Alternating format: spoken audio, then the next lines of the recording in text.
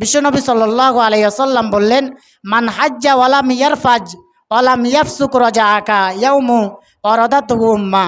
বিশ্বনবী সাল্লাল্লাহু আলাইহি ওয়াসাল্লাম বললেন, যে ব্যক্তি হজ আদায় করলো আর হজে গিয়ে অশ্লীল কোনো কাজ করলো না, আল্লাহ রাব্বুল আলামিন ওই বান্দাকে এমনভাবে মাফ করে দেন, মায়ের পেট থেকে সন্তান ভূমিষ্ঠ হওয়ার পর যেমন নিষ্পাপ থাকে, যে ব্যক্তি একনিষ্ঠভাবে সঠিকভাবে হজ আদায় করে আল্লাহ তাআলা সেই সকল হাজিদেরকে মাফ করে দিয়ে নবজাতক শিশুর মতো একবার মাফ করে দেন। সুবহানাল্লাহ।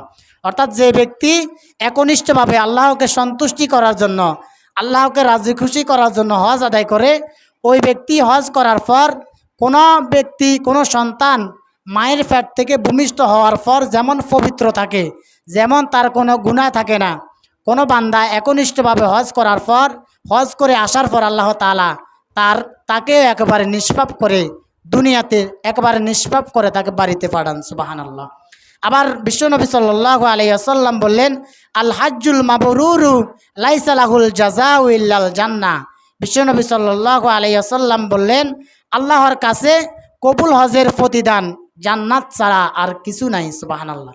যে ব্যক্তির হজ আল্লাহর কাছে কবুল হলো, ওই ব্যক্তির উপরে জান্নাত ওয়াজিব হয়ে গেল। সুবহানাল্লাহ।